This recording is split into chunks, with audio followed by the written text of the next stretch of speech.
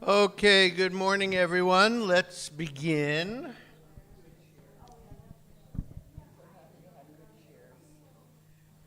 Easier on my knees. Oh, are these different? Oh, They were white folding chairs. These are about an inch or two higher. sure. And they're easier on the knees. Oh, great. Are people boycotting you this morning? Or they're coming late. I think in LA. Yes. I've been to Rotterdam. Oh, good. I don't remember. I was sick that day. Oh, all right. Okay, good morning, everyone. So this morning we're going to take a trip to the Netherlands. And so first let me ask, who has been to the Netherlands and remembers it and can give us a minute or two of reporting? Gary, you want to start? Okay. Joette, you want to give us a little report? But I do want to tell you one thing. Okay.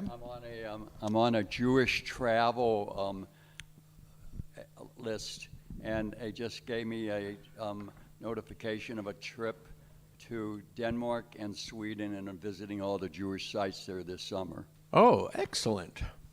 Excellent. Well, what was memorable about your trip? Well, I was just in Holland last spring, and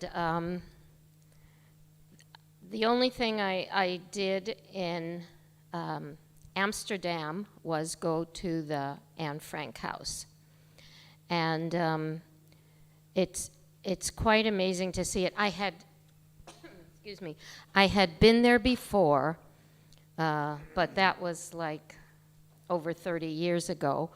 And at that time, when you went to the Anne Frank house, the only part that was open was the attic hideaway.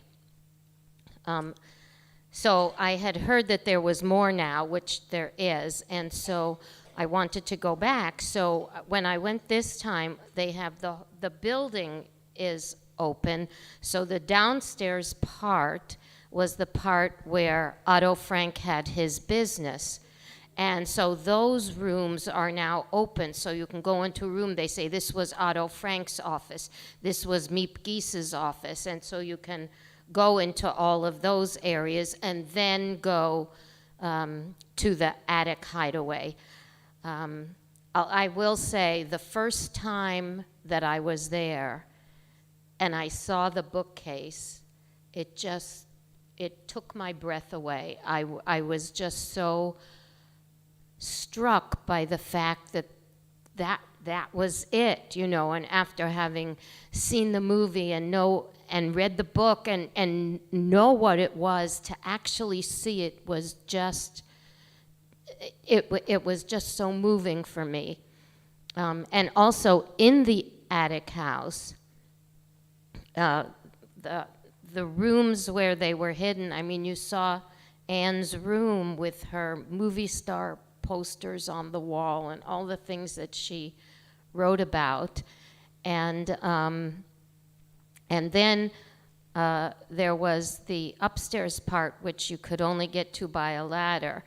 And the first time I went, you could go up the ladder and look out the window and see the tree and the church that she wrote about.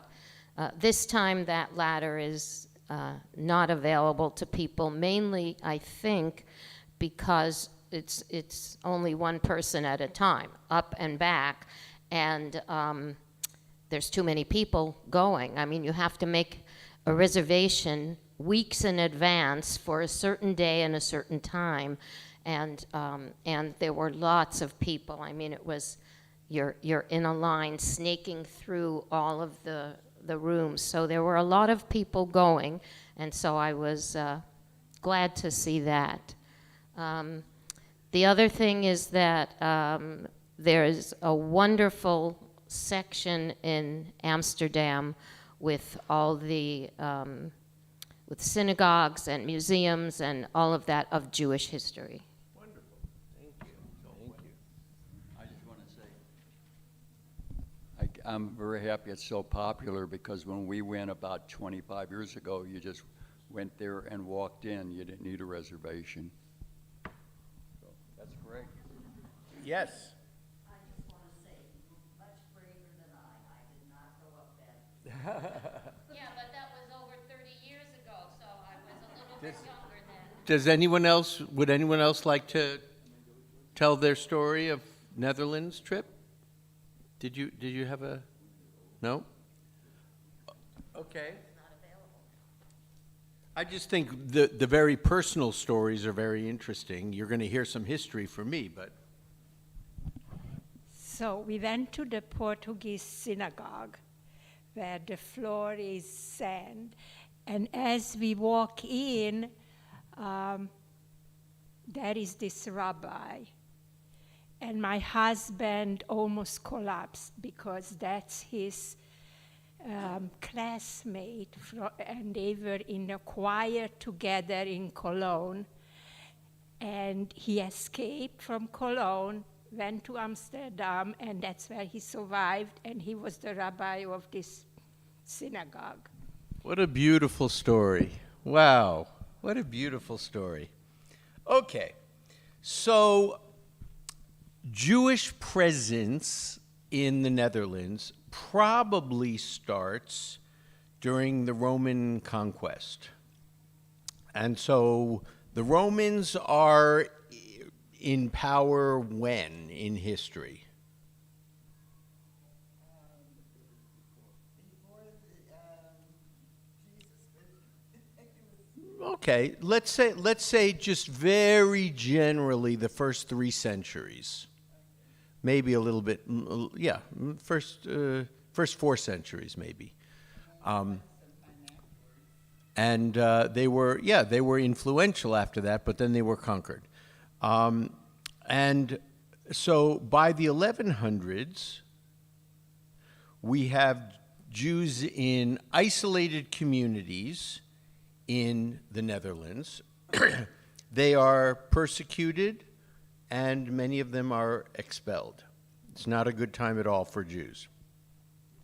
By the 14th century, remember now we're talking about the 1300s, what major event happens in the 1300s? The Black Death. That's the 1300s, the Black Death, which is the bubonic plague, and it kills so many people. A third of Europe. Yep. And of course, we know from previous lectures and from other things that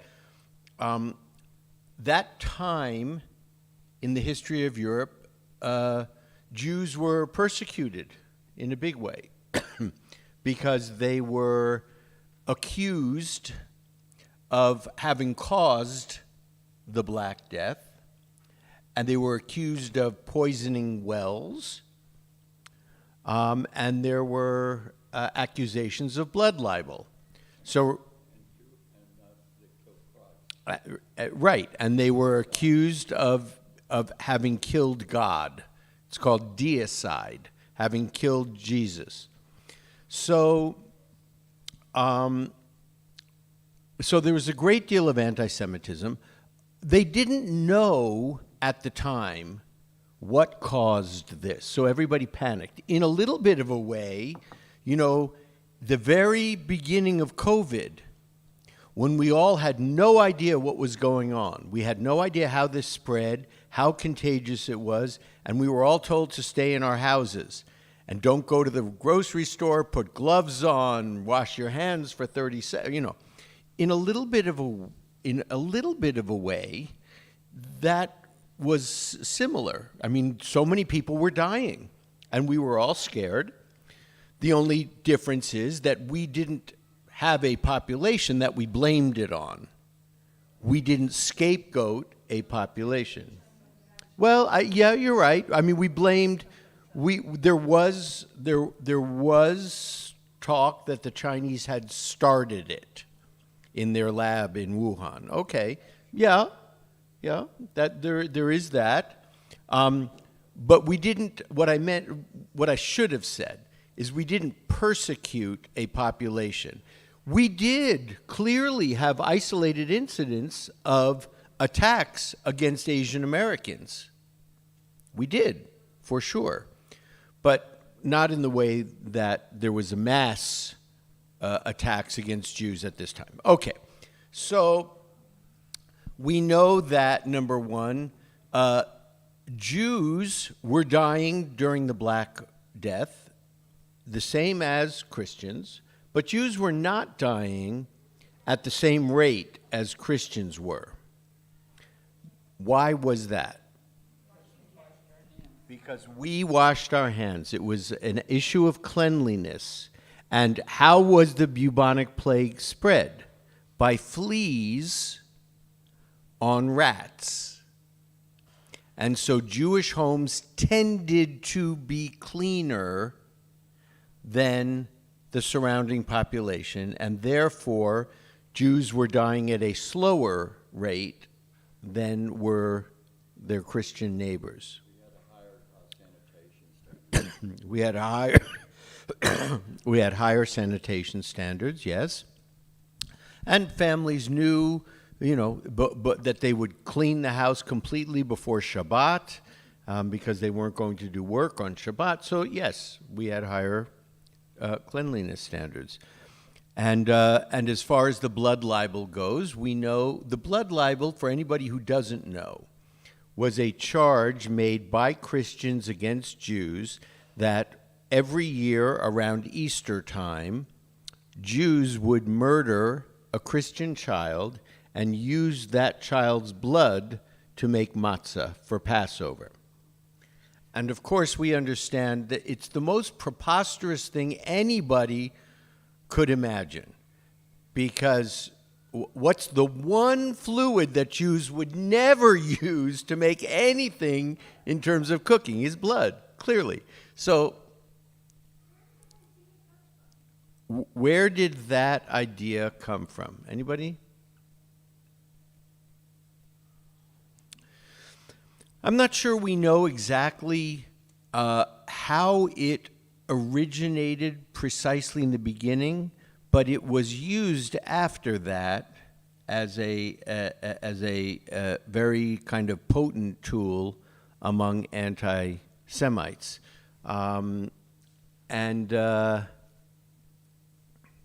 So I can't give you a definitive answer of who started it.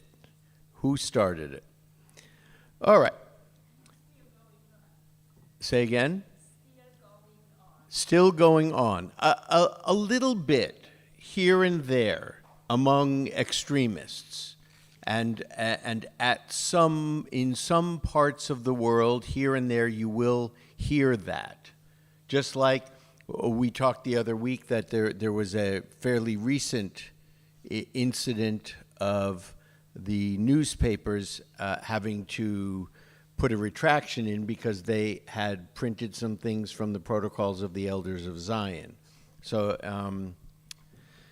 in 1370, so the Black Death was 1347 to 1351, right in the middle of the 1300s, the middle of the 14th century. By 1370, 6 Jews had been burned at the stake in Brussels, and they had been accused of theft and desecration of the sacrament. So there was a great deal of Christian anti-Semitism. This was on the heels as well, right, of what had happened previous to 1370, the Crusades. Over the course of a number of years, we had the Crusades. In 1477, the Netherlands becomes united to Austria. And in 1522, Charles V, who is the Holy Roman Emperor at the time,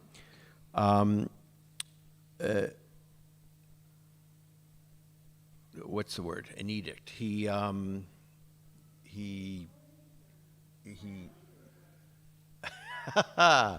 he makes an edict. Okay, I just couldn't think of the right verb. He makes an edict that proclaims an edict. Okay, I like that. Proclaims an edict to bring into the Netherlands something like Inquisition practices. He didn't bring the Inquisition into the Netherlands, but he did say that that there were Christians who were lax in their faith had to be rooted out, that Jews who had not been baptized had to be expelled, and this edict was proclaimed, I like that, again in 1545 and then once again in 1549. Part of what Charles V was doing was trying to suppress the Protestant Reformation. So remember, this is 1522. The Protestant Reformation happens around 1500 and spreads through Europe. And it was a huge challenge to Catholicism. Charles V was a Catholic ruler, emperor of the Holy Roman Empire. So once again, someone tell me, what was the Holy Roman Empire?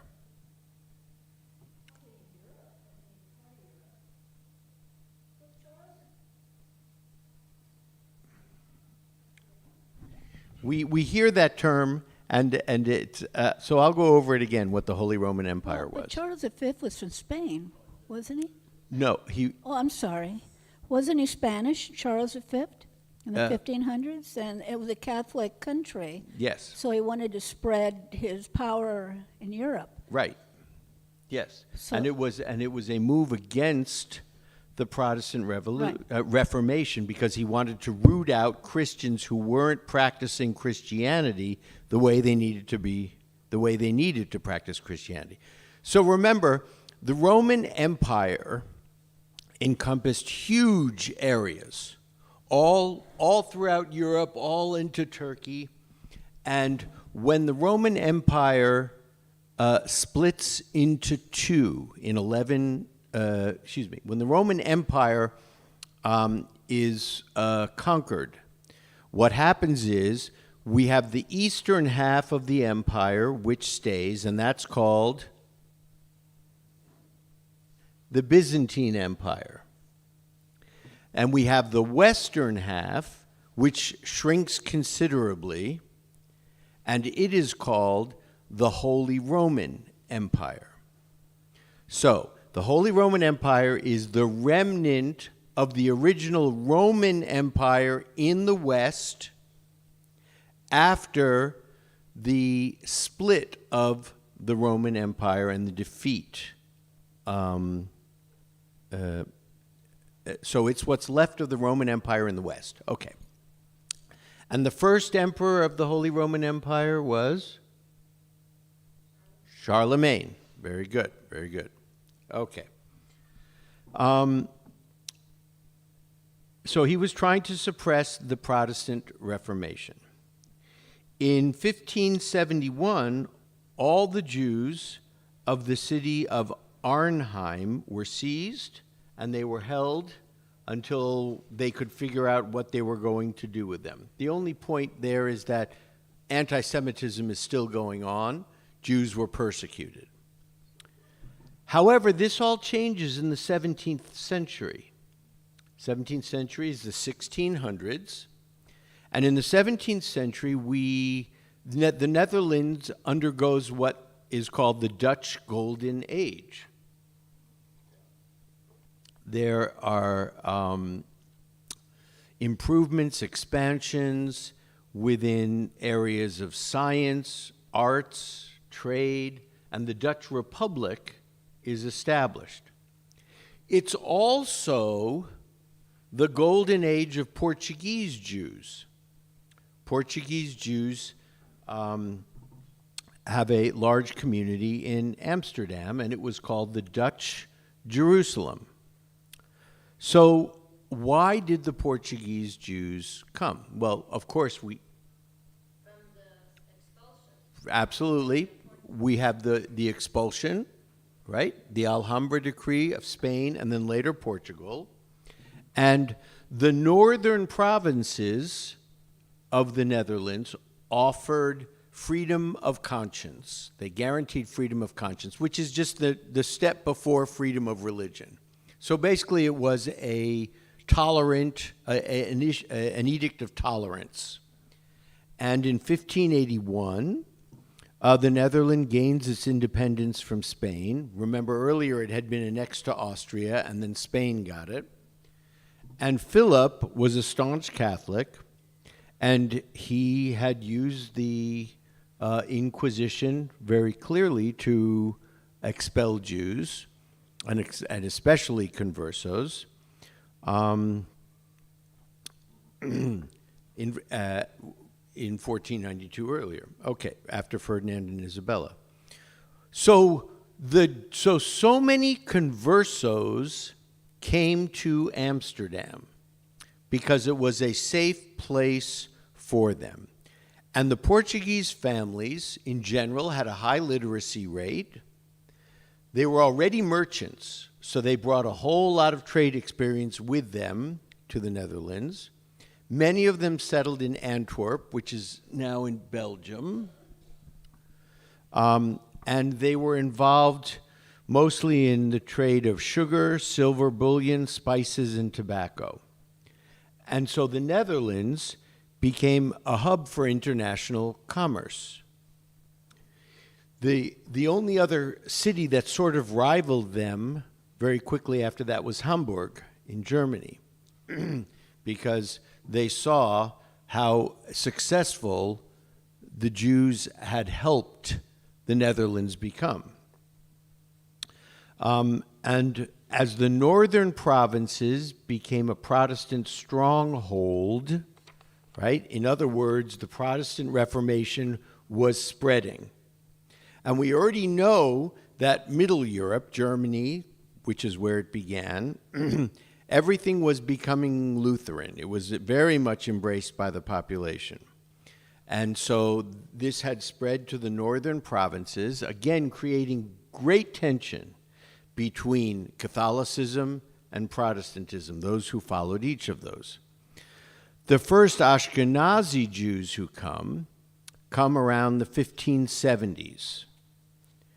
And by 1602, there was the first chief rabbi, Moses Uri Halevi. The Sephardim and the Ashkenazim did not mix. They were two very, very distinct communities. In 1614, we have the first Jewish cemetery.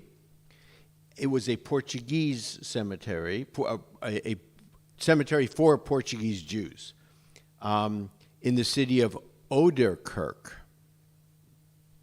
And at this time, in 1614, there were about 693 Jews, 72%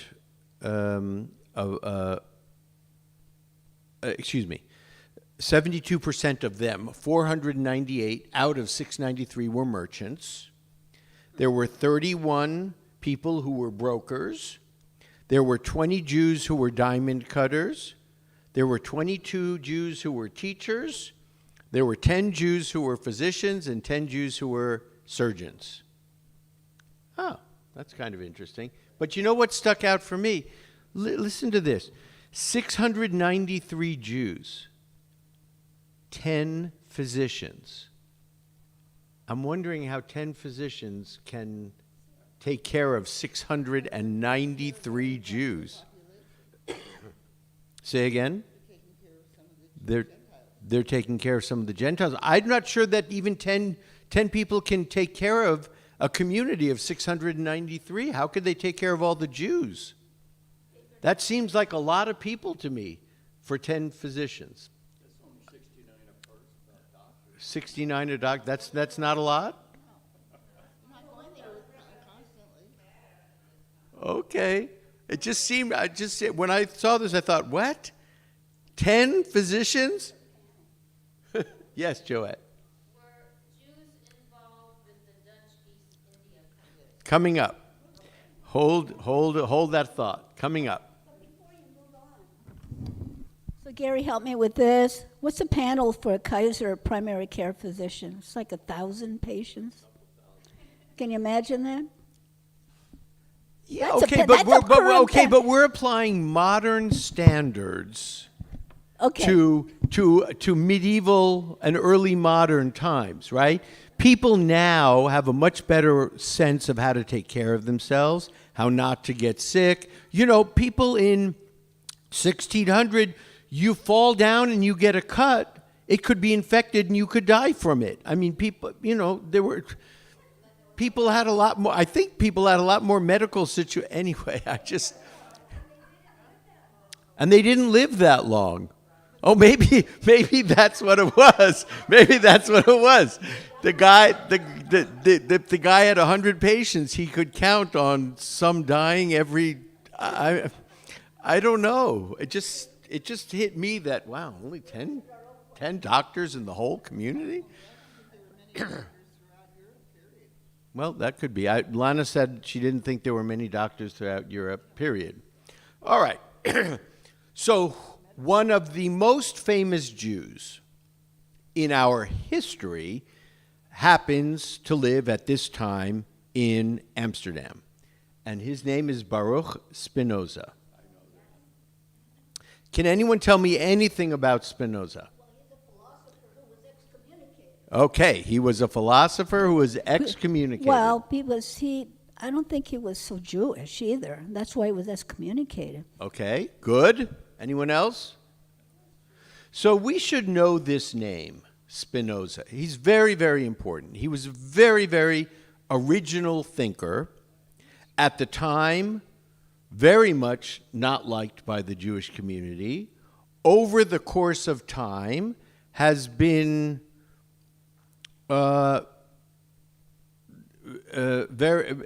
has gained much more of a following as an original thinker and a very, very, very brilliant philosopher. Outside the box. Yes. So what was Spinoza's problem? He lives in Amsterdam. There's a large converso population in Amsterdam. What was the problem with the conversos in Amsterdam? They had no idea how to be Jewish, right? They had, over the course of several generations, they had converted, they had stopped practicing Judaism, and so the children, the grandchildren, had no idea how to be Jewish. They come to Amsterdam, and there is already a religious community of Portuguese Jews in Amsterdam, and now you have a whole bunch of conversos coming. And they have no clue what they're doing. Number one, the religious community was embarrassed and annoyed. And they had to teach them, okay, look, this is what you do when you're Jewish. This is what it means to be Jewish. And they were upset by it. It was a real problem for the religious communities. Now, Spinoza completely rejected rabbinic authority. Who else? Who are the other two groups that rejected a rabbinic authority in our tradition? Karaites, Samaritans. Okay, and they are the only ones that we can say really are fundamentalist Jews. They don't believe what the rabbis say, only what's written down in our texts. So, he rejects rabbinic authority. The religious community in Amsterdam, which obviously was tied to rabbinic rulings, was very angry at him, and they put him in cherem. And cherem means excommunication. Cherem is a lot like the Amish when they shun somebody. You're not allowed to talk to the person. You're not allowed to do business with the person. You're not allowed to have any contact with the person at all. And we think, okay, well, that doesn't sound like such a, we could all, it doesn't sound like it's so bad. It was ruinous at this time because what were most of the Jews? They were merchants, they were shopkeepers, they were this, they were that. If somebody tells you you are not to have any contact with this person whatsoever, you go out of business. You can't have customers coming into your shop. Your friends can't visit you. You are completely isolated. It was a very powerful tool in those days, and it's powerful now among the Amish as well. People don't want to be shunned. It's terrible. Oh, I thought you had a thing. Okay, so what is it that was so problematic about Spinoza's teachings? What did Spinoza say about Judaism and about God?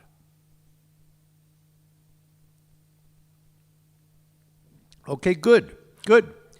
There's no reason you should know this, but now, after today, you need to know it, because Spinoza is a very important guy. Very important. And we should know what he taught. Okay, Spinoza is very complicated and very brilliant, and I can't absolutely do justice to him in the time that we have. But let me give you a one-liner so that you'll go, oh, Spinoza, got it, all right. What Spinoza said is that everything in the universe is part of a single, infinite substance, which he called God or nature. So, what Spinoza was really what we call a pantheist. God is everywhere. And when you think of Spinoza, think of nature is God, God is nature. One sentence. Okay. Clearly, that flies in the face of traditional Judaism. In no way, shape, or form does traditional Judaism say God is nature or nature is God. What tradition says is that God creates nature, but is above it and beyond it and outside of it. Spinoza said, no, God is nature, nature is God, and everything in the world is infused with God and is God. Okay, that didn't sit well with the traditional community at all, and he was excommunicated, put in cherem. Cherem is still a tool for the Orthodox Batei Din. In other words, an Orthodox Beit Din could threaten to put someone in cherem. It is still a tool that they have. And Spinoza's cherem was never lifted. He is still in cherem in the Portuguese community in the Netherlands. He is still in cherem there. But I think that's very important that we should all have a sense of who Spinoza was and why he was excommunicated. Yes, Joette? How did that affect him? How did that affect Spinoza? Any idea? He could not have cared less. Spinoza didn't care. Not at all. He went on to have a successful career and say... As a philosopher, as a teacher? Yes, philosopher and teacher. Yep, exactly. But he wasn't at all concerned. He was like, okay, fine, bye. Okay. Didn't he integrate into the Christian community? Did he integrate into the Christian community? That's a good question. I don't know. So at this time in the 1600s, women were not in the workforce. I mean, I think we could all kind of imagine that. They were at home taking care of the families. But there was a scarcity of brides. There were many more Jewish men than there were Jewish women.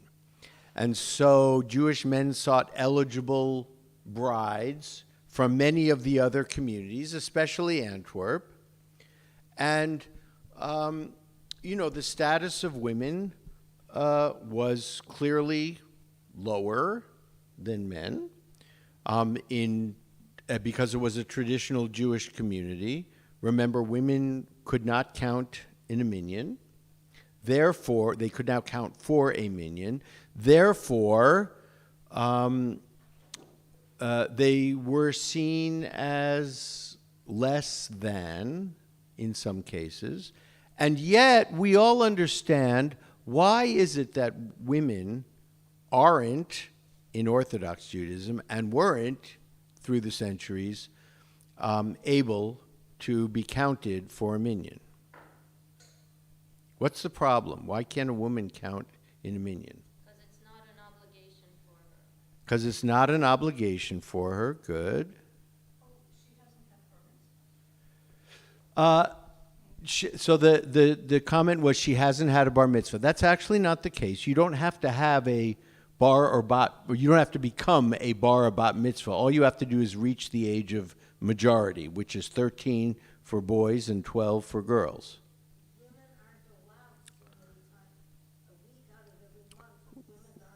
Women aren't allowed so many times a week. Women aren't allowed. So why aren't women allowed? Because is that what she? Oh, you meant because okay, great. So the answer was because they had their period. They were in their menstrual cycle. That has something to do with it. It also has been proposed that's why women can't be called to the Torah, because they may be ritually impure at the time they're called. Actually, it's a much different reason, and you may find this annoying, especially the women, but here it is. So, in the Jewish tradition, if the women have to be counted in the minyan, or the women have to be called to the Torah, what does that mean? It insults the men. It insults the men because what that means is there aren't enough men there to have the minyan or to be called to the Torah. So you have to call a woman. And according to traditional thought, what a shanda that we don't have enough men for our minyan, and we don't have enough men for the aliyot, that we have to call a woman. What an embarrassment to our congregation that enough men didn't show up to do this. Yes. And of course, we understand there is that, and there is what Joette said about women aren't obligated to do so. So the people who can count in the minyan in traditional Judaism are those who are bound by the mitzvot. And since a woman is not bound by the mitzvot, why is she not bound by the time-sensitive mitzvot? Okay, so for instance, a time-bound mitzvah for the men is they have to pray 3 times a day. And remember, it's really important in our tradition, it's really important. Mitzvah does not mean a good deed. It doesn't. It means a commandment from God. So God through the rabbis command that men, traditional men, pray 3 times a day. A woman is not required to do that. So how did the first women who were counted in the minyan get around this? How was it first allowed? The women said, "Okay, look, I'm past childbearing age. I don't have to watch children. So what would it be if I agree to take on the time-bound mitzvot of men and pray 3 times a day, just like a man.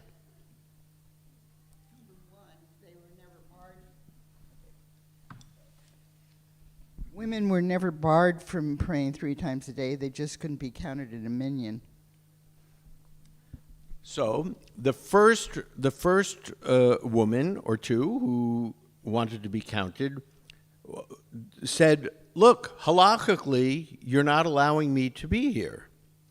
What if I agree halachically to follow the mitzvot and be bound just like a man?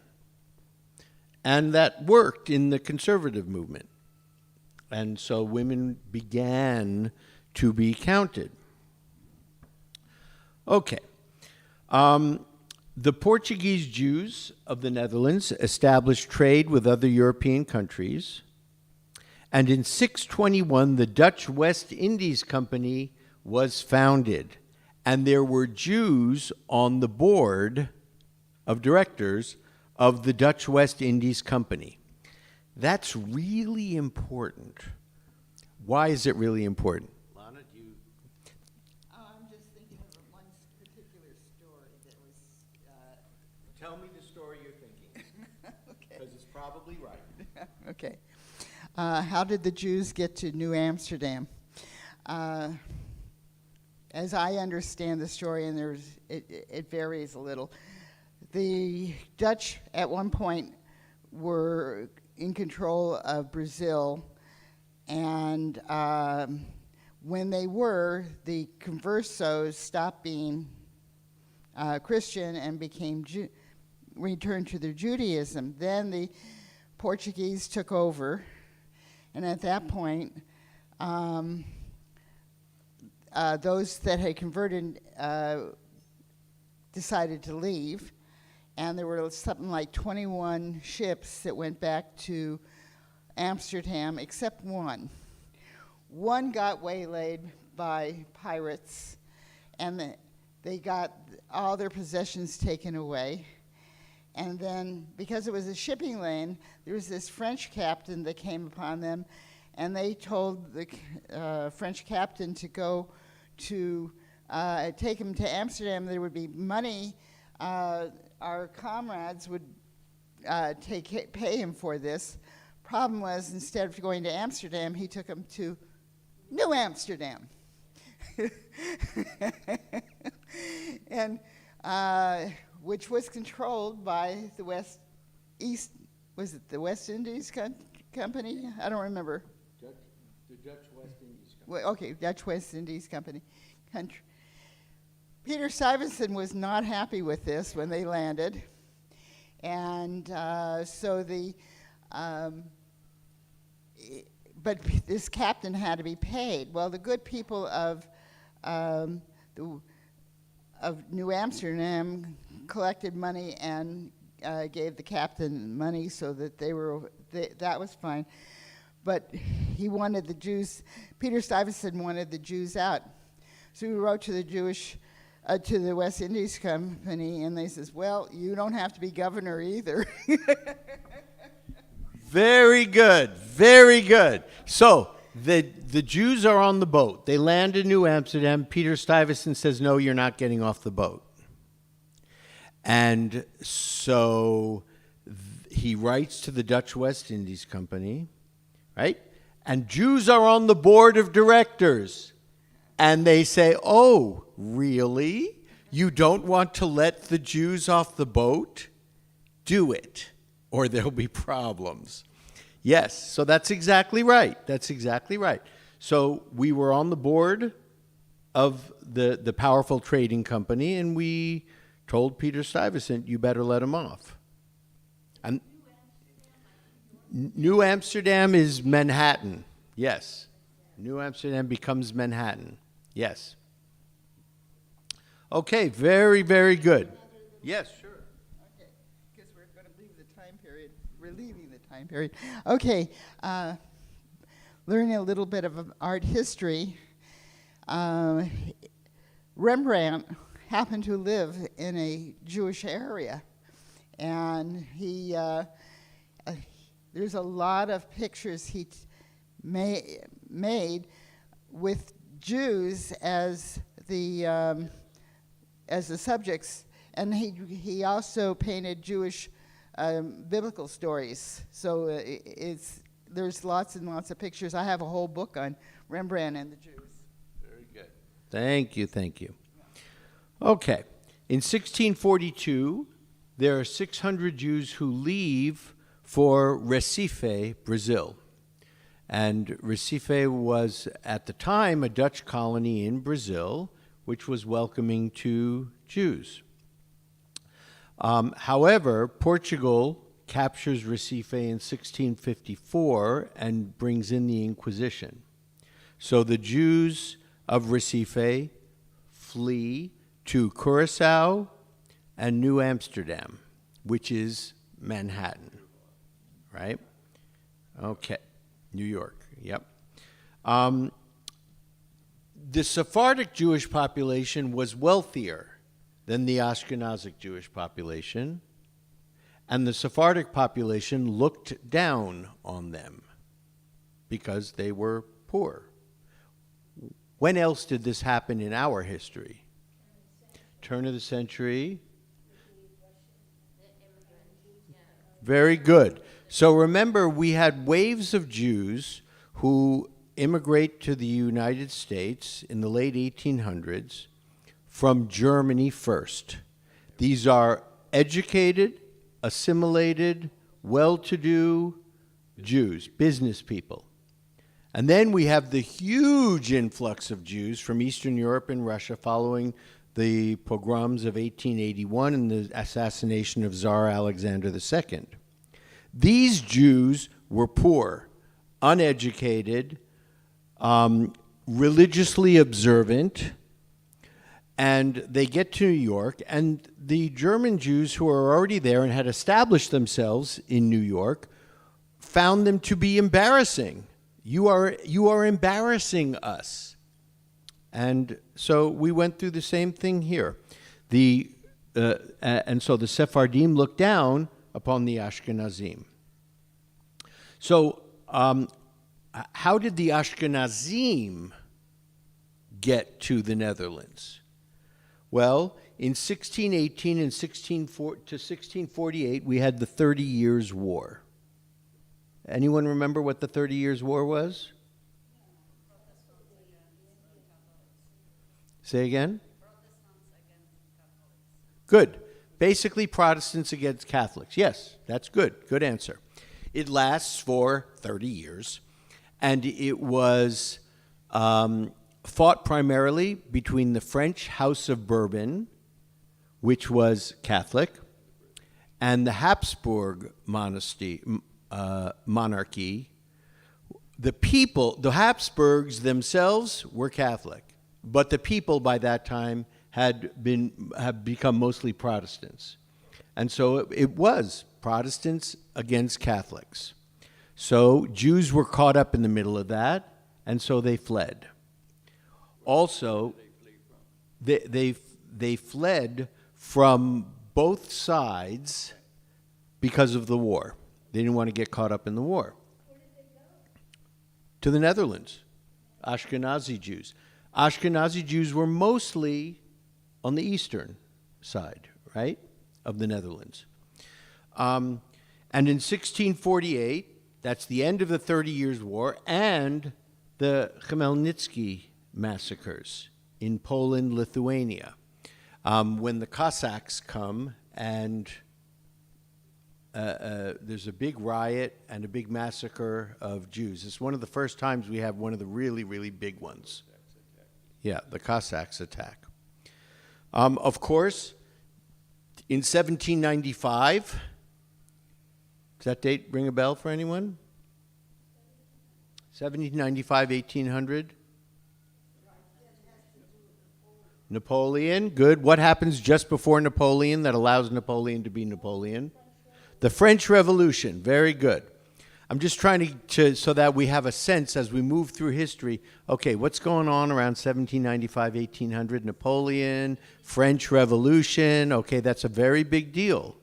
Very big deal. 1789.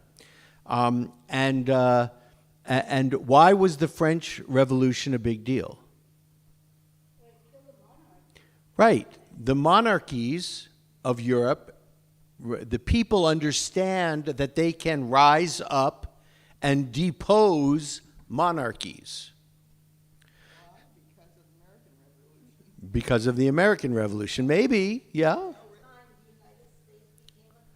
And at that time, the United States became a country. Good. Very good. And so we have the French Revolution. What happens right after the French Revolution with Napoleon in 1800? Right. And what's big about Napoleon and Jews? We are emancipated for the first time in Europe. We get our civil rights. And we've talked, oh my gosh, this class goes so fast. Okay, let me just end with this. Thank you. To be continued, yes, Janice. Ashkenazi Jews came here, and they were poor.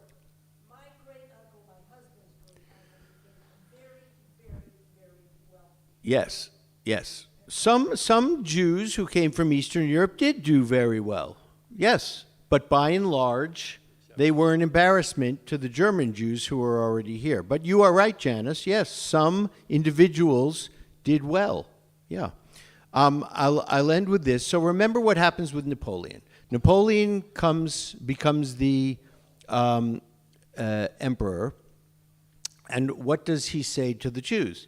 He says, look, I will give you your freedom in return for you renouncing your claim to peoplehood. You are no longer a member of the Jewish people. You are a French citizen who happens to practice a religion called Judaism. But your allegiance is to France first. And so he said, if you renounce your claim to peoplehood, I will give you your civil rights, meaning you can vote, you can own property, etc. And the Jews of France say yes. And so the idea was that in order to get civil rights, we had to renounce our claim on peoplehood. Peoplehood is a very big it's a very big part of how we see ourselves, that we are a member of the Jewish people.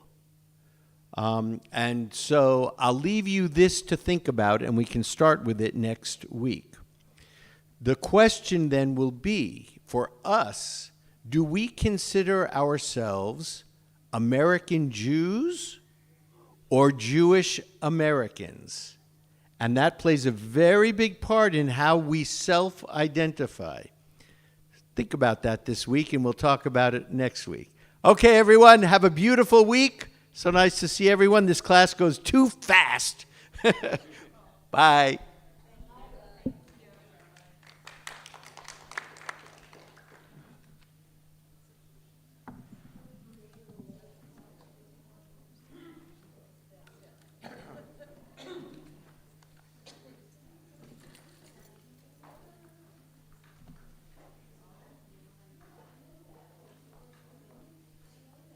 So I just got back from Israel.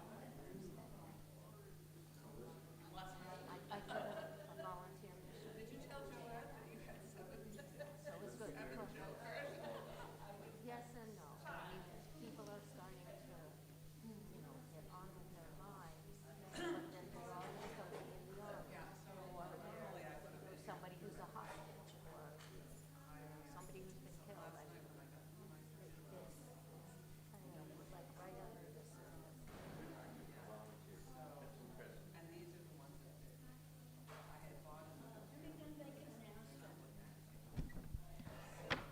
For those of you who used the restroom earlier, there's water now. There wasn't earlier, but there is now.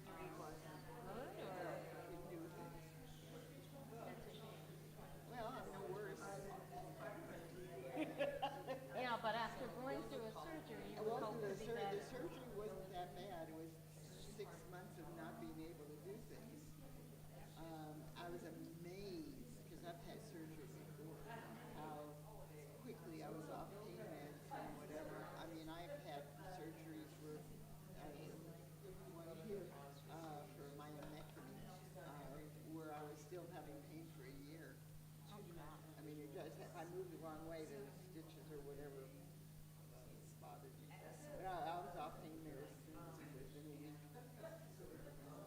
Taking nothing. It was like Band-Aids. And for such a complicated surgery, that was amazing. But then I couldn't do certain things for 6 months. It wasn't the worst thing in the world.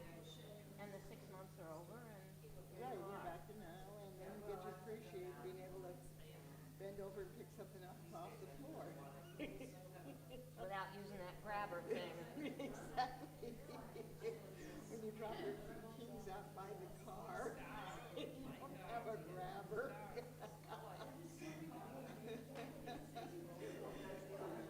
Just some of the more interesting experiences. Being able to turn over in bed properly, to get into and out of bed. It was just taking a shower, whatever, was an interesting experience. Makes you appreciate little things. Yeah, the part.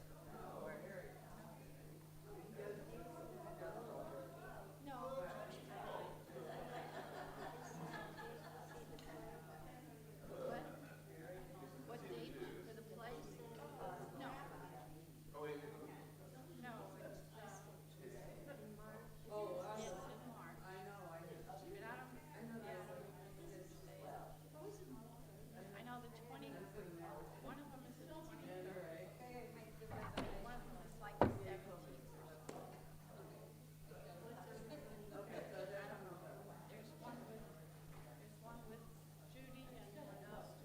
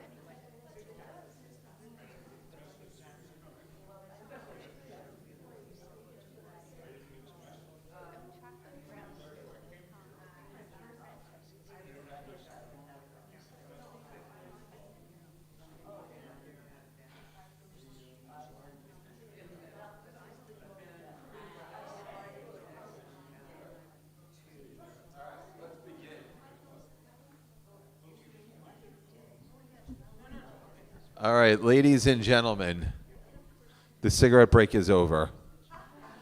No one smokes anymore, which is good. Hi, Esther. It's good to see you.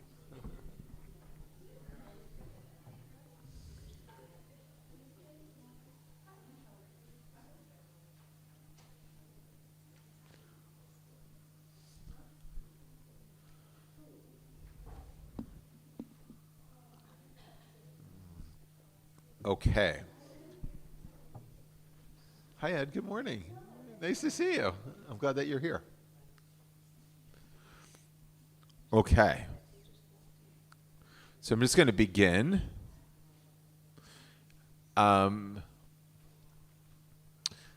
So the first order of business is, oh, I like your nails.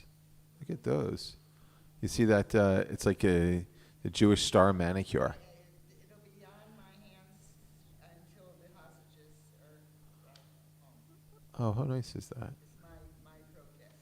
Oh, so there's all sorts of things. Some of you have seen, like I wear the dog tags, which are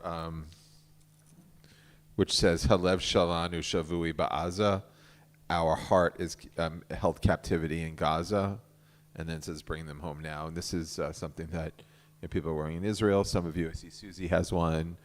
Susie has one. And Joette, yeah.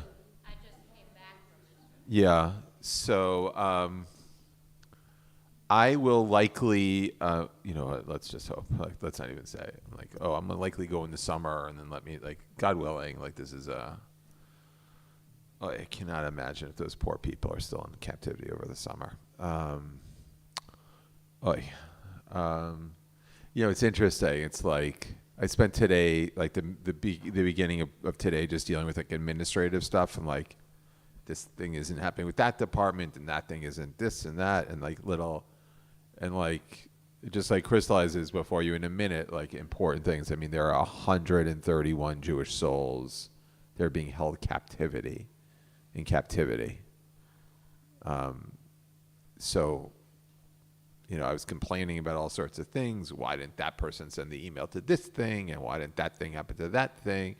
And like, come on. I mean, really.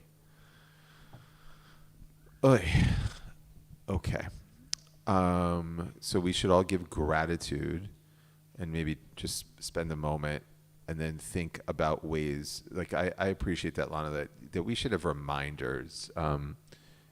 In the lobby of the sanctuary, we have a table that I set up. And I really appreciated this. Over the preschool was having their like art fair thing, like the parents' preschool art fair. You know what that is? You take all the kids, you sit them on the floor, you have them slap paint all over thing. They make a big old mess. And then you sell that artwork back to their parents for obscene prices. It's great. We made $35,000. Yeah, Yisha Koach to them, right? Like, what's that?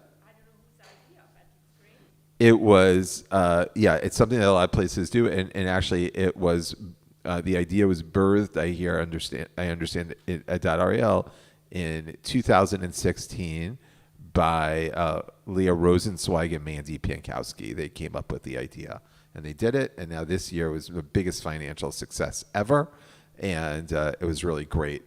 So I mentioned, so while they're setting up, and it's really nice to see all the parents are setting up, and they're getting excited, and the art, and the dress, and everything. And I was like, I want that. They had a decor and a theme, and everyone. I was like, I really want the table to stay, the bring them home table. And they were like, of course. We need to be reminded, even in our happiest of times, about the hostages. Of course. And I was really happy to see the next generation understanding that. By the way, getting now Talmudic, that's why you break a glass at the wedding. That's like the whole idea of breaking a glass stems from that. It's a Talmudic story where it's post-destruction of the Second Temple. So again, as we've talked about rabbinic history, after the destruction of the Second Temple in the year 70, we start heading out towards becoming more diasporic.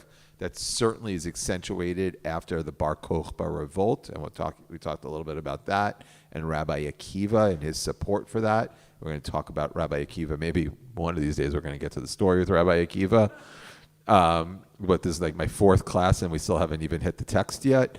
But the story is that it's post-destruction of the temple, and there's a party for a wedding, and the rabbis and all the Jewish community are really like engaged in the party, really like having a grand old time at the party.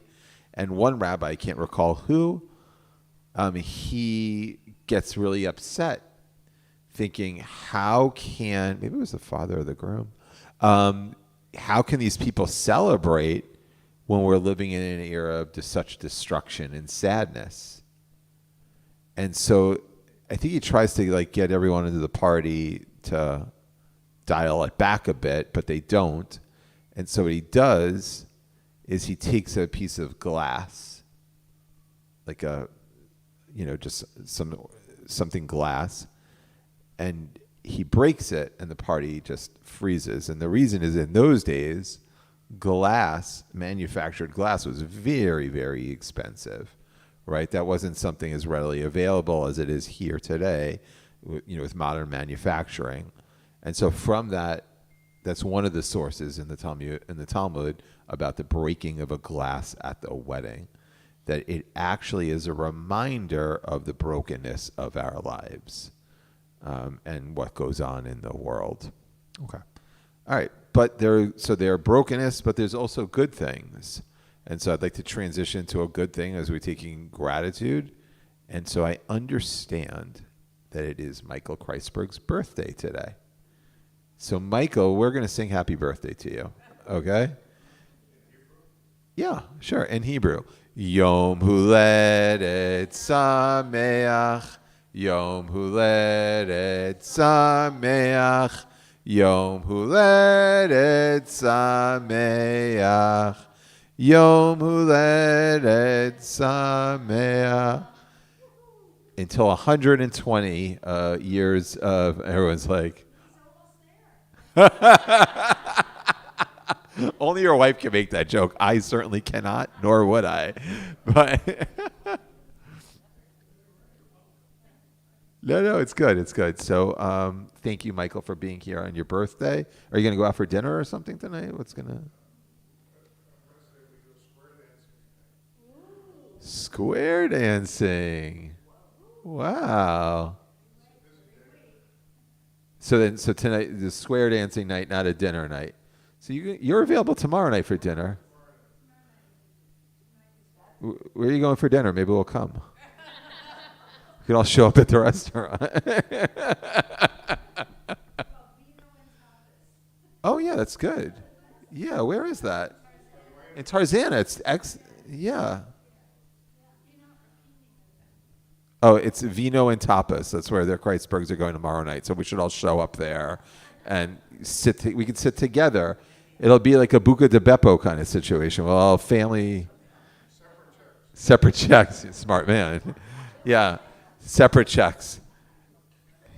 Okay. So that is Michael's birthday. And then one other announcement, and then the blessing. Thank you, Warren, for reminding me by being in my sight line to make the blessing. You don't even have to raise your hand now. I just have to look at you and I think blessing.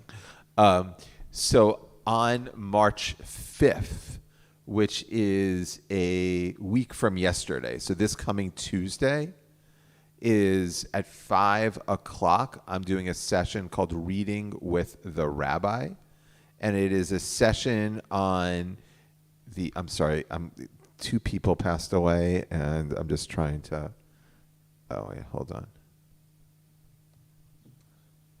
One second. Okay. The book is called The War of Return by Einat Wilf, W-I-L-F. You don't have to read it beforehand, but it is a book that offers a daring thesis on why there is still not a Palestinian-Israeli peace. Okay? And she was an assistant to Shimon Peres. She was an assistant to Yossi Beilin, who was the architect, one of the architects of the Oslo Accords 30 years ago. And she's a political scientist. It's an excellent, interesting, daring read. And I'll discuss that book next Tuesday night at 5 o'clock. And everyone's welcome. Please, again, you don't have to read the book to come. You can just show up. And I'd love to see you on March 5th. Has everyone seen that? The advertisements for that in the weekly or one of the 10 gazillion emails that we send you every day? Okay, good. Everyone's seen that, so come and come to that session. That'll be great. And then you can. I think it's in Deber Chapel. Oh wait, no, it's not.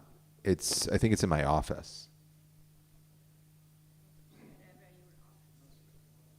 My office? You don't know where my office is. You got to come visit me. So as soon as I'll be outside. I'll show everyone where it is. It's a secret, like the Bat Cave, except without cool toys. Actually, I got a cool toy in my office. Yeah, so please come next Tuesday, and we'll be outside. My office is essentially when you come into the courtyard, it's the first door on the right. You walk in, first door on the right, before the sanctuary, right? And so there's a set of stairs. You just okay. So you'll come. We'll be outside. We'll show you where. Okay. All right. Here we go. Finally, am I going to be able to do? Oh, the blessing. So the blessing over study.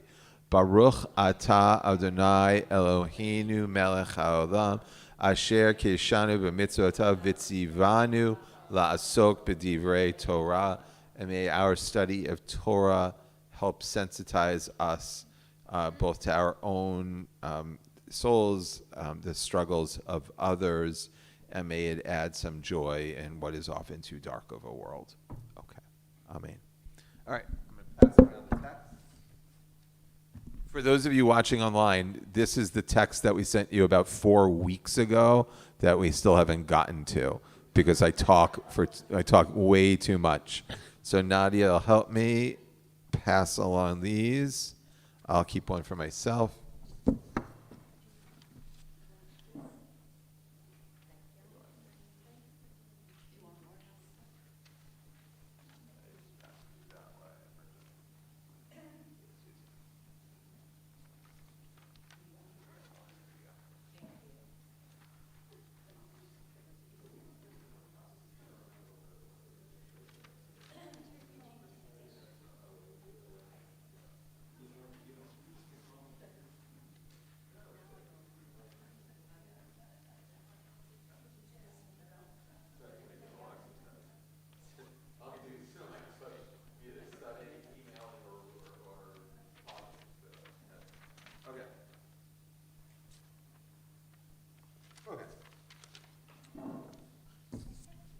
It actually begins with this week's Torah portion. Oh, that's right. It's too small. I do remember you telling me that. And I made a mental note to change it for this week. And I didn't do that. Yeah, that's what you do with mental notes. You forget them. Oh, I'll make a mental note. Yeah, good luck with that. Yeah. Okay. You don't need the text. I tell the story, and I'll do it. I'll tell the story. So it actually starts with this week's Torah portion. This week's Torah portion, there's the golden calf. Right? The Jews are marching through the wilderness. They get to Mount Sinai. Moses goes up. And when Moses is gone, the people build a golden calf. Why? What emotion precipitated the golden calf? Why did they? Moses abandoned them. He's been up there for whatever it is, 40 days. Right, abandonment, so actually a closer read of the text, which we're not going to do, shows that Moses, wires are crossed, Moses is late coming down. The people understand he's coming down on one day, he thinks he's coming down on a certain day. Is it 40 days? I don't remember how they play the mental. Is it inclusive, non-inclusive of the first day? So anyway, there's a misunderstanding. Is it 40 days starting tomorrow or 40 days starting today, essentially, is the argument. He's late. Now, for us, big deal, he's late. For people who had only known a centralized authority that would give them absolute direction, these were slaves. The absence of Moses is an existential crisis. They don't know what to do. They are lost. And so they build a golden calf. And the story goes on. But the Talmud imagines that maybe, either it's Moses is actually late, or Moses is aware that the people are getting antsy. and wants God to hurry up in the process of writing the Torah. Now, I'm not a biblical literalist. I just want to first say this out there. I don't believe that all of the Torah was written at Mount Sinai by God. Okay? I look at the Torah. I was teaching the preschool parents this morning. I teach a once a week breakfast and learn with the preschool parents. I told them it's sort of like if they bought a collection of all of the art pieces that their kids made for that art thing I was talking about, and they put it all together in a book, and it was a celebration of the art of like the turtle class, right? Like it's an anthology of all of their work. Similarly, I think the Torah is an anthology. It's the anthology of our earliest efforts to reach up to God.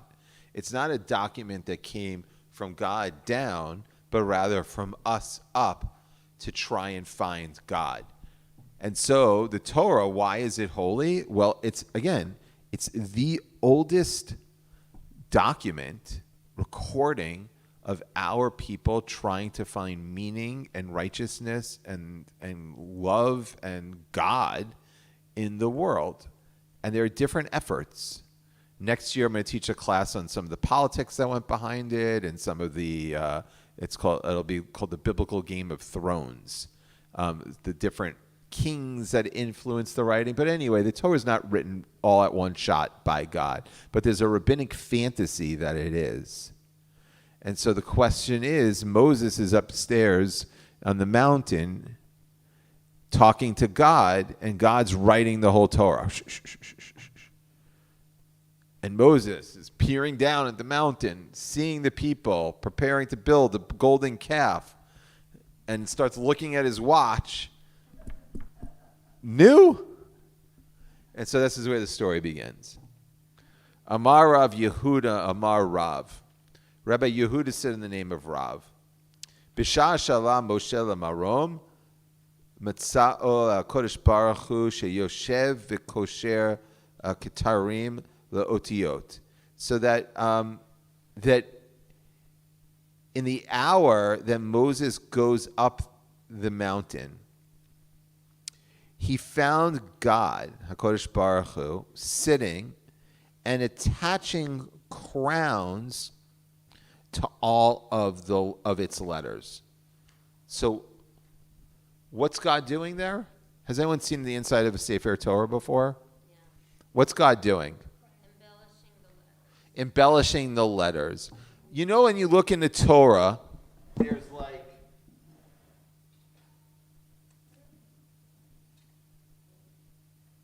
you're going to see why I'm not an art major in just a second.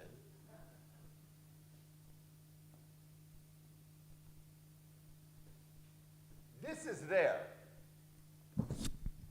This is all there. The letters are done. The Torah is written. Moses is looking down. The people are going crazy. They're about to build a golden calf. Or he feels nervous because he's running late. It's like the Jewish, Moses starts like our anxiety about being late. And it's been passed down l'dor v'dor from generation to generation. So he's like, okay, like I got the Torah. I got everything I need. God's like, no. God's sitting. The people are going nuts. Moses is freaking out. And God's like, la, la, la, la. La, la, la, la. What? Kadima. Like, let's get the show on the road. So Moses says before God, you got to be respectful. It's God. If it was my kid, I'd be like, put down. This is like, like when I'm trying to get my kids out to school. I'm in charge of carpool in the morning. Oh my gosh. This is not the best side of me in the morning. And it's after a cup of coffee. I'm yelling at these kids.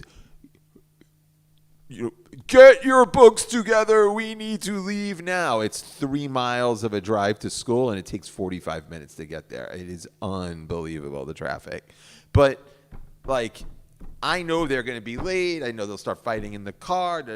Get the show on the road. But my kids are not God, and I'm no Moses. So our behavior is a little less than, like this. Moses is mindful that Moses is sitting before God. So Moses says, Master of the universe, who is preventing you from giving the Torah without these additions? In other words, like, this is good. You got the, don't worry so much about the font. Is it Arial? Is it this one? Is it like, don't worry about the font. Is the paper done? Paper's done. Hit print. Let's get the show on the road here. I got Jews to corral. And then God says to him, no. There is a man who is destined to be born after several generations. And Akiva ben Yosef is his name. He is destined to derive from each and every thorn of these mounds of halacha, mounds of law or meaning, law. So, go ahead. Not every letter has crowns, but there are crowns. So why do you need the crowns? If they're just decorative, do you need the decoration, especially in an hour in an emergency? Moses is needed downstairs. The people are about to build the golden calf. So what's going on? So think about that. So Akiva ben Yosef is his name. Any thoughts or comments about... Zissel's not here today. Zissel would for sure, yeah. No. There's no reference to a Messiah. There is... Yeah. This is Rabbi Akiva. I'm sorry. Thank you. So this is Rabbi Akiva. So Moses is at Mount Sinai. It's the giving of the... And we're not in second century of the Common Era. That's a good, over 1,000 years the other direction. So it's more than 1,000 years before Rabbi Akiva is even born. And Moses, the story that the Talmud is telling is that Moses is learning about Rabbi Akiva. And that Rabbi Akiva is going to expound that this is not just decorative,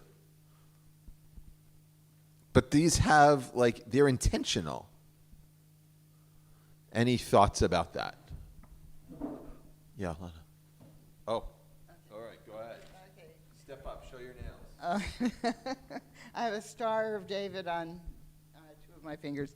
Anyway, technically, the history of the alphabet at the time of Moses, it wasn't like our modern Hebrew. It was like chicken scratches, and there was no embellishments at that time. It isn't until we start getting an ink kind of way of script that the Torah is starting to be written that you start to embellish them. So it would have been it was anachronistic. Yes. At the time of Moses, Hebrew didn't look the way it looks, so this is an impossible story.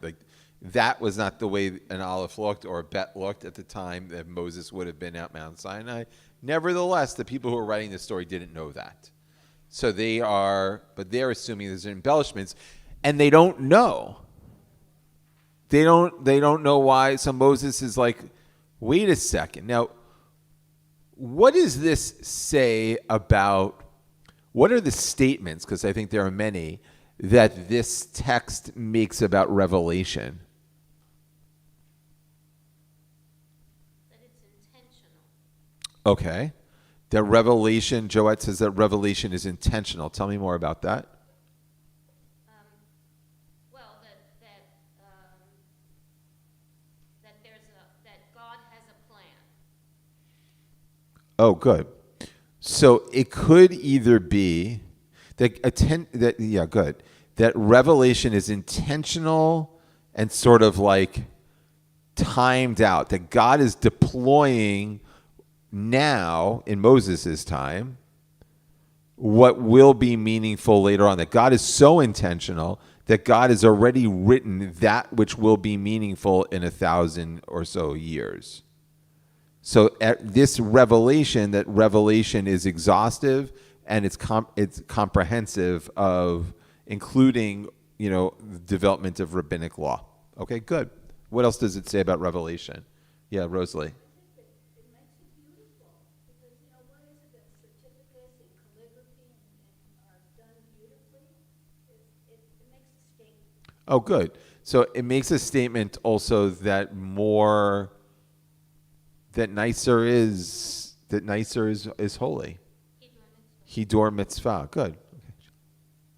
Doesn't it also seem that God is preparing, in other words, for the future Yeah. interpretations, allowing those interpretations which are going to exist in the future? In other words, this is not the final thing, because you've got Rabbi Akiva is going to use certain things for certain laws.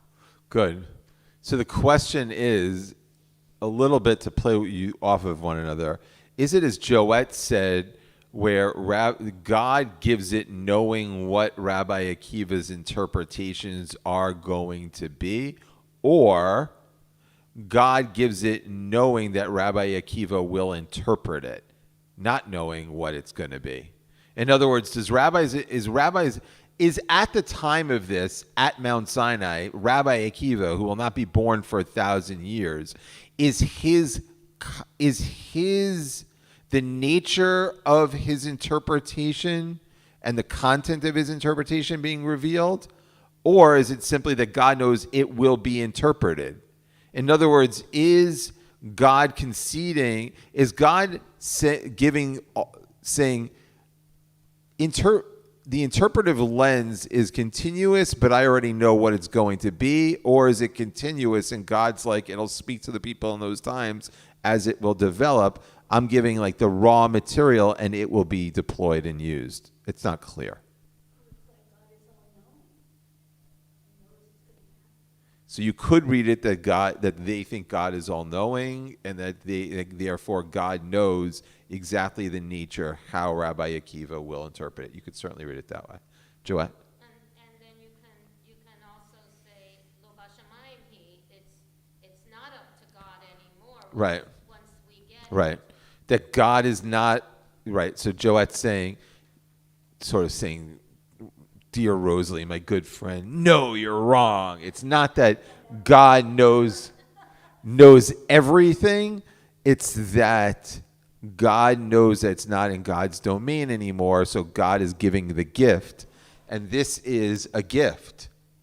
It's an ambiguous gift which begs for interpretation, and it will be interpreted later by Rabbi Akiva. Either way that you look at it, and there's probably other ways of looking at it as well, but Rabbi Akiva is a pretty big deal, right? It's a pretty big deal. Now, we also know about Rabbi Akiva. We know that he becomes a martyr after the Bar Kokhba revolts, and we know really that's what kind of prompts that's the end of the end. The Second Temple is destruction is the beginning of the end of our presence in Israel. Okay. So we know that Rabbi Akiva is a big deal. So Moses thinks so as well. Next paragraph. Amar lifanav.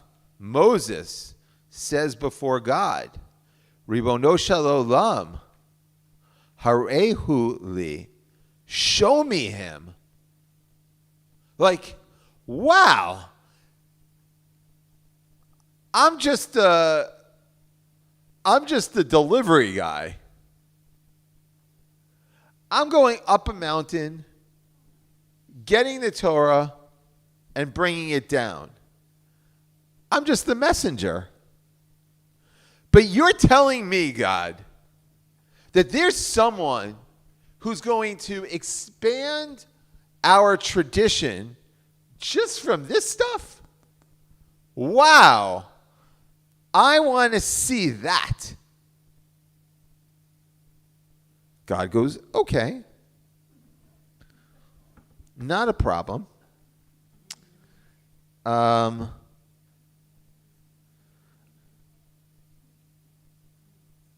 So God says to him, Amar lo, chazor la'achorecha, like, turn around. And so then Moses, this is in the Talmud, first crazy thing of the day, Moses goes into the Talmud time machine. Dun, dun, dun, dun. The Talmud time machine. Moses turns around, and he's back, and guess what? He's now in Rabbi Akiva's classroom. Over 1,000 years in the future. He is back to the future. But he's better than Michael J. Fox, even though Michael J. Fox is pretty cool. We're talking about Moses. Okay. So he is back to the future. And he, where did I go? Halach v'yashav besof shmona shurot.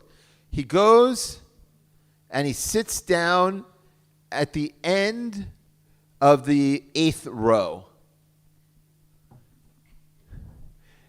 He sits in the back of the class. Now, he could sit in the back of the class for several reasons. You know, he probably is not dressed. You know, he's probably trying to but also, who sits in the back? The kids whose name starts with a Z. But let's say that it's not, who else sits in the back, Shirley? The people who don't want to call about. The people who don't know what the hell's going on. The kids who are, this is not, like the bad kids, right? You know, we don't use that language anymore, but the unengaged, the yet to be engaged, the hopefully will be engaged, so anyway, Moses sits in the back of the class. That's telling you something right away what's going to happen in this story. He's not sitting in the front. That's actually a very Moses-like thing to do because Moses is known as the most humble person. So he sits in the 8th row. Okay. V'lo haya yodea mahen omrim. And he has no idea what they are talking about. Rabbi Akiva is up there expounding to his students about Judaism, about the law, about the Torah, about the tradition. Moses is sitting back. This is Moses. Everything was given to Moses on Mount Sinai. Oh, really? Well, Moses is sitting there, and he has no idea what they are talking about. He is lost. Tashash kocho, and he loses his strength. And then, it's like he gets like a little, he gets dejected by sitting in the back. He's lost. I mean, what's going on? Kivan she'agila devar echad. And then, so he's feeling badly about himself, and he's sort of slumping over in his chair until they get to one matter. Amru lo Talmidav, and Rabbi Akiva's students say to him, Rabbi, menayin lecha. Rabbi Akiva, you've just given this beautiful explanation of some sort of Jewish law. What's your proof text? Where do you get this from? How can you make this assertion that parenthetically Moses has no idea what he is talking about? How can you make this assertion? Rabbi Akiva's students want to know. Amar lehen, and he says to them, Halacha leMoshe miSinai. This is halacha that was given to Moses at Mount Sinai. Rabbi Akiva has Moses, he doesn't know, unbeknownst to him, Moses is in his classroom sitting in the back. Moses has no idea what is going on. And Rabbi Akiva is asked by his students, how do you get that? And he goes, it's Halacha Moshe Sinai. It's Moses got this at Mount Sinai. And that assures Moses and gives him comfort. What? Moses is sitting in the back of the classroom. He has no idea what is going on. And he is then told that he hears that Rabbi Akiva makes the assertion that it is, in fact, Moses that got this source, and Moses is there. He has no idea what's going on. How is that possible? What do you all think? Why is Moses comforted by that notion?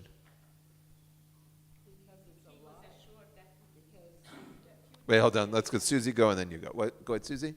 He was assured that the future will remember and assured that God really knows what he's talking about. Good. Good. So the future is assured. Good. And that God knows really what God is talking about. Yeah. Anyone else?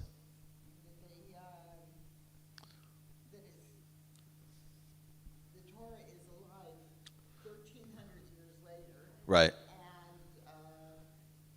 They're expounding it and expanding on Good. it. And Good. this can't be. Yeah, Lana's right. That he's sitting there and he's like, wow, the Torah really is robust 1,300 years later. It's still expounded upon, which I like that you said that, and it's expanded. It's almost like a credit to him that they've taken what he started and now have developed into their own thing. That is meaning. That Moses realized that he's just a catalyst for something that goes and spreads. And he feels great about that. So then, Moses returned, last paragraph on the page. Moses returned before the Holy One, blessed be he. And he says, Ribbono shel olam, yesh lecha adam kazeh? Wow, God, I got to tell you, you've got a man like this? Like, I'm really impressed with this Akiva guy. You know, again, I'm a messenger. I just, go up Mount Sinai, get the Torah, bring it on down, give it to the people, and they yell at me or whatever. But this guy, I was in his class, totally confused. He gives it back to Mount Sinai and all of this. Like, he can make that out of this? Wow. Hold on 1 second. Yesh lecha adam kezeh ve'ata noten Torah al yadi. You have someone like that. You have someone so intellectually capable of deriving such expansive and expounding so much about the Torah. And why are you giving me the Torah at Mount Sinai? Like, and then God says to him, be silent. This intention arose before me. So Moses has questions. Moses is like, Rabbi Akiva, I'll get to your question in just a second. Rabbi Akiva is a better candidate for receiving the Torah than I am, is what he's saying. When you get the Torah at Mount Sinai, like, you go down in history as like, you're on the Mount Rushmore of Jewish figures, right? Like, you like to play the Mount Rushmore, the Mount Sinai thing, right? Like, no, it doesn't get bigger than Moses. But Moses says, I'm ill-suited for this. There are other people who are far better, more deserving than I am. And what does God say? God says, be silent, and remember that he says, be silent, Where does it say it in the Hebrew? Hold on. Wait, hold on. Shtok. Okay. Oh, kach ala b'machshava lifanai. That's how I thought about it. Okay, so be quiet. That's how it arose. Okay, Lana's question. We're not done with the story. Go ahead. Yeah, go ahead. Yeah, I'll repeat it. Okay. It's not just Rabbi Akiva that he's impressed with, but it's the fact that the students understand what he can't understand. Right. Yes, Lana's point is well taken. It's not only that Rabbi Akiva he doesn't understand. He's impressed that even the students understand that which he doesn't understand. In other words, Torah has taken on a whole new life 1,300 years later. And he's impressed by that. And he's impressed by Rabbi Akiva's ability to draw from it all back to those crowns that are on the Torah that he was impatient for. Okay? So God says, be silent. This is what I was thinking. And then Moses says, but Master of the universe, you've shown me Rabbi Akiva's Torah. Har'eni Sacharo. You showed me his Torah, now show me his reward. I mean, like, he's Rabbi Akiva. He did such a great job giving life and exegetical meaning and our tradition. I got to see what you gave this guy, because this guy deserves, the 30-year watch and then some, right? You get the 30-year watch, and no one works for companies anymore for 30 years. I don't think they give watches anymore, do they? Anyone work? No? Okay. So, show me his reward. And this is where the story gets a little bad. Said to him, God says to him, return. Go back in that rabbinic time machine. So, second use of the time machine in the story. Moses turns around, comes back, and guess what? He's back with Rabbi Akiva. Where was he? Not in the classroom. He saw that they were weighing Rabbi Akiva's flesh in a butcher shop. Because Rabbi Akiva was tortured to death by the Romans. Hold on one second, Shirley. So what does that mean? After the Bar Kokhba revolt, and we read about this on the martyrology service on Yom Kippur. Sometimes we skip that part. Okay, it's in the book. But Rabbi Akiva is killed by the Romans because he put all of his support to Bar Kokhba. And so he's tortured to death. He's flayed, and his flesh is ripped off. It's a gruesome death. Moses comes and sees Rabbi Akiva's flesh being sold at the butcher shop, meaning it was probably like meat for the horse. It's very, very graphic. And understandably, Moses is bothered by that. So then Moses is now all of a sudden back. He doesn't get back in the time machine here. It just happens. He's back before God. And he said, Master of the universe, Zo Torah, Vizo Sachara. That's his Torah. It's more like this. Zo Torah, Vizo Sacharo. Like, that's his Torah, and that's his reward? Like, really? That's Rabbi Akiva. And that's what happens to him? How is that possible? And then God says, be silent, shtok, kach Allah b'makshava lefanai. It's the same verbiage that he used before. Be silent, thus is what arose my thoughts.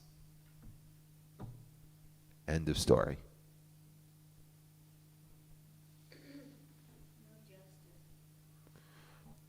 No justice for Rabbi Akiva. So what's the theological? Okay, Shirley, you've been patient. I haven't called on you. I'm sorry. Go ahead.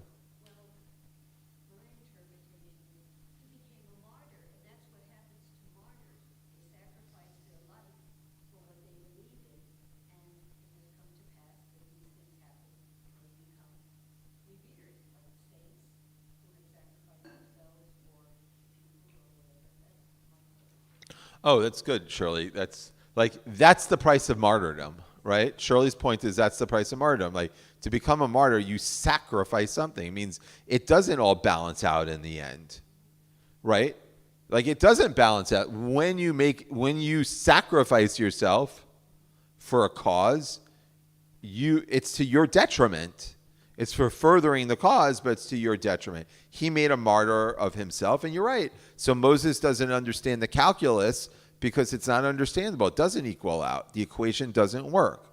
His Torah far outweighed, like what Esther said, there was no justice. Like, it's not equal because he didn't get what he would have deserved. Okay, good. Anyone else, what does this story mean? You walk away from this story, what does it mean? I remember Sharon. Does everyone know Sharon? Sharon moved here from Detroit about 2 years ago.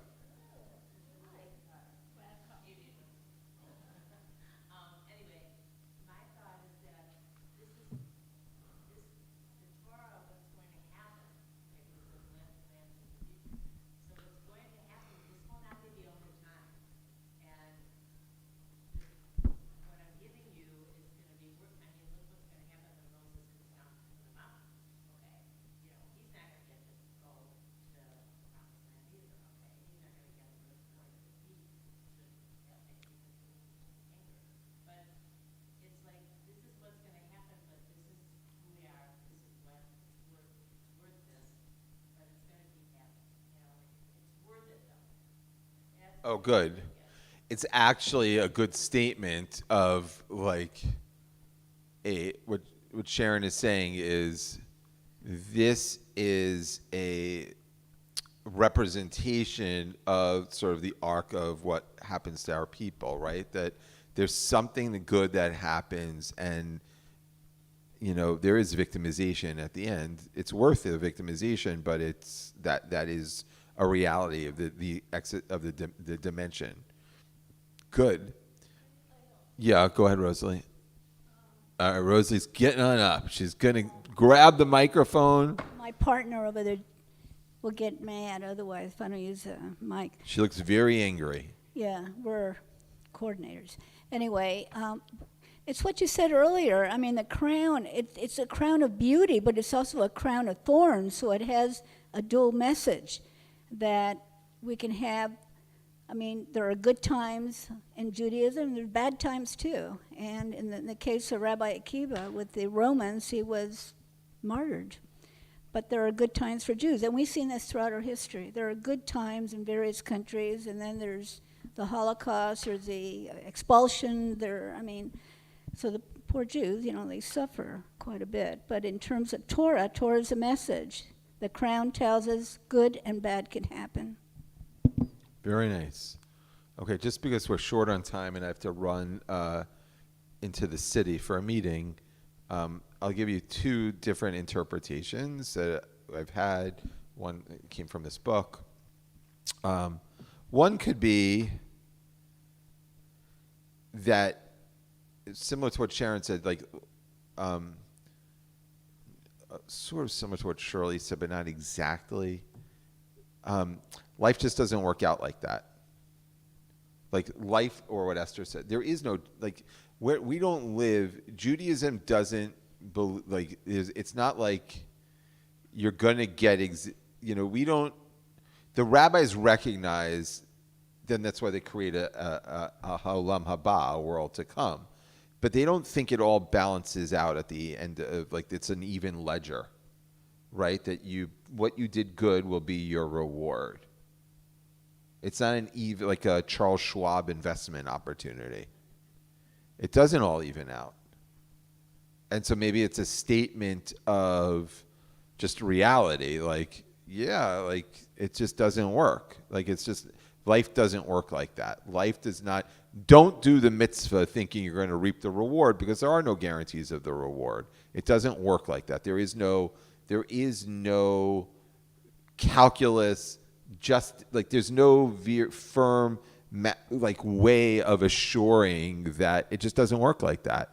And the best example is the guy who did the most with the law, Rabbi Akiva. You show how poor the ending was, how great the achievement, how poor the reward, and we all kind of fall somewhere in between. Most of our ends will not be as gruesome, and most of our lives will not be as revered. And so it's a lesson to all of us that don't go through life thinking like, why isn't it come back to me? Why don't I, why isn't anyone, why am I not? And they're right. Set your expectations. A lot of people,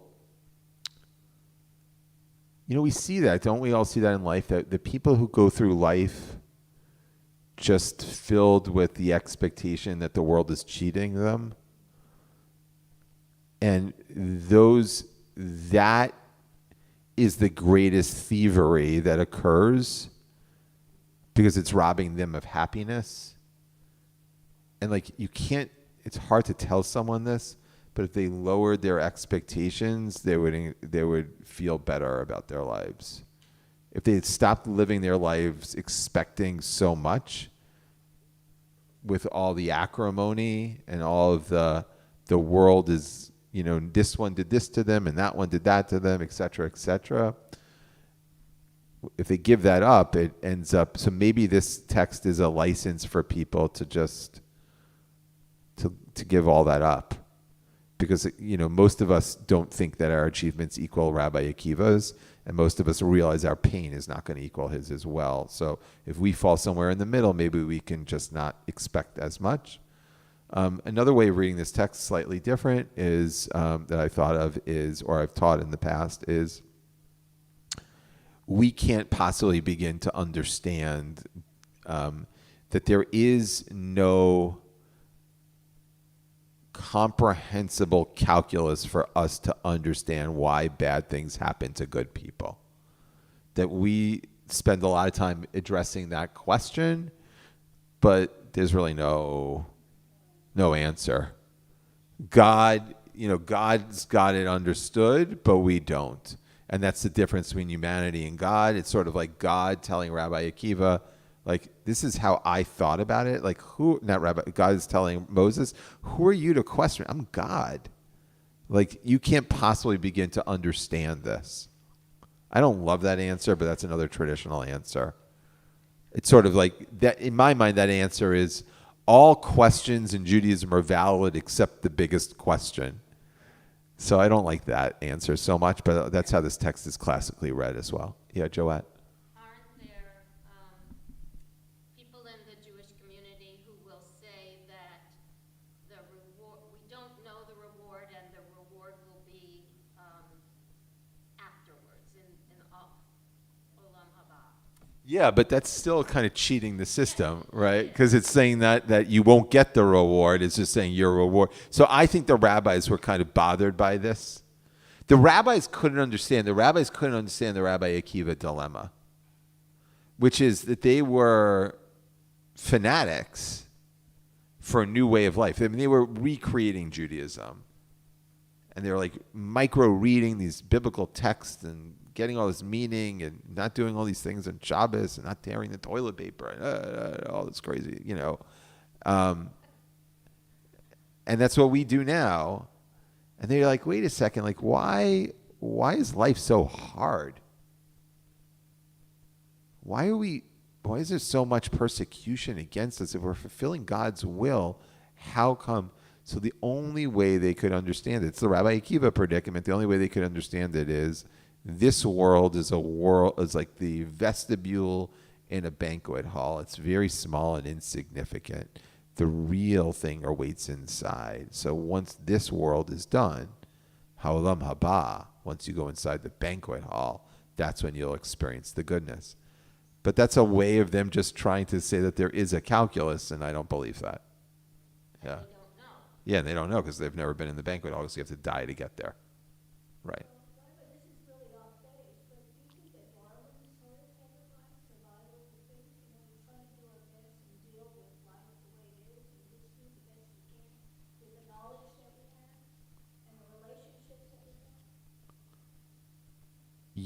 yes. I don't know if that Darwin. I don't know Darwin. Oh, question. So Rosalie was saying, like, so is the question basically, do we then just do the best that we can? Yeah, like, I guess at a certain point there has to be some serenity that you don't have all the answers, and this text certainly teaches that. But I think we should always strive for more answers. So we should never give up the pursuit of learning more, but then we shouldn't be disappointed that we don't get all of the answers. So it's a hard balance. Yeah, Shirley. Well, it depends on. Yeah. No, not in the same way. Well. So Shirley, repeat the question. Sorry. So Shirley says the Jews, Jews don't believe in an afterlife the same way Christians do. So Jews have different thoughts about afterlife. Like there is no, and maybe this is what I'll end, there is no Jewish view of the afterlife. I'm very skeptical, especially in a tradition that wanted to be as interpretive as ours. When someone says the Jewish view, I kind of like I shy away from that, because we're very rarely monolithic and we're most of the time very nuanced. So I would say that there are Jewish views of afterlife, and I'm not sure that any of them, there's only one way to find out, and I'm not so eager to do it. No one's come back. All right, the messenger. Okay. Bridget has the last comment, and then we're going to finish.